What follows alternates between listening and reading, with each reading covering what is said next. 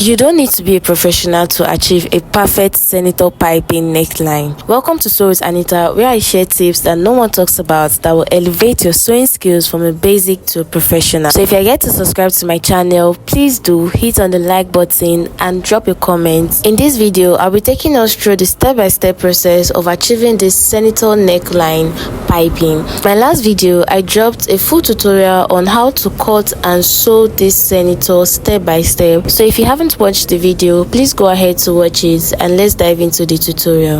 So in order to pipe the neck, I'm just going to measure out what I have from this edge there round. So whatever I have there, I'm going to measure it out. You can add extra inches allowance. It is actually better to add about 1 inches allowance to it. It is better for it to be much than for it to be short. For the piece of fabric I'll be using to pipe the neck, initially you need a wide piece of fabric because you need the diagonal part, which is a bouncy side, just like I'm doing. You don't use the straight part, if not it's not going to curve well. The neck part will not curve, so we're using the diagonal part. So this should be enough for me because I'm going to look for a way to manage the material. But if you want to do this, just use a wider fabric so you can get the diagonal part. So I'm going to measure it out to see whether the length is enough for what I want to do. So my wideness is going to be 2.5, so I'm just going to measure it out.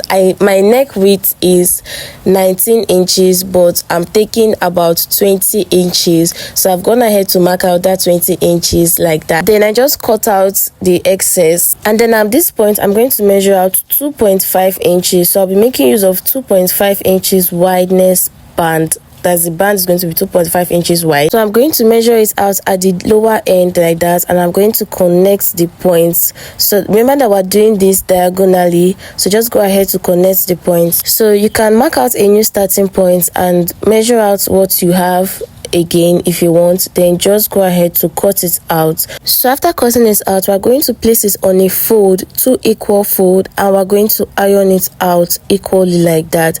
After ironing it out, we already have our midpoint, that's the center line. Then we're going to then fold one side like this. So we're folding it in a way that it does not meet the center diversion. I don't know if you understand. We're going to fold it in a way that it does not meet the center point. It is like 0.25 inches short than the center point. So do you see what I'm doing? So just go ahead and do the same thing. I like to use steam to iron this out so that it can stay very well. So do you see, we're trying to actually form a bias and we don't want both sides to be equal. So make sure that this one is a little bit shorter. Then we're going to fold the other point. So this time around is going to occupy all the space. So we're folding it in a way that it covers it all up.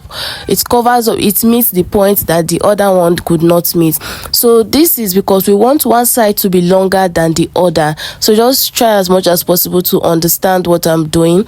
After doing that, we're going to fold it again into 2. So this is that by the time we fold it up, one side is not equal. So that is what we want to achieve. We want one side to be shorter than the other. So the side that is short is going to be the side in front. So this is the reason why we wanted to use that diagonal side, so that it can easily curve. So by the time you iron it, just try and make slight curves like this, so that when you lap it on the neck, it will position very well.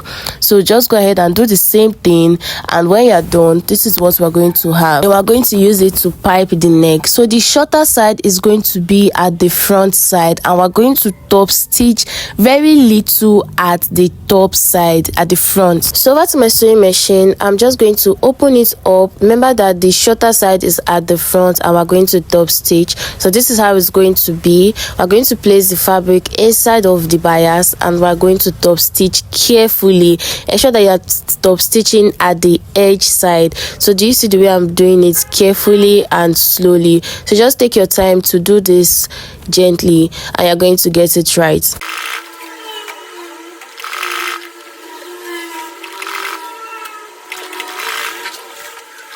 So after I was done, this is what it looks like. I'm going to cut off the excess that I have there. So do you see, I'm just going to cut it off. Then after that, I'm going to place my zip on it.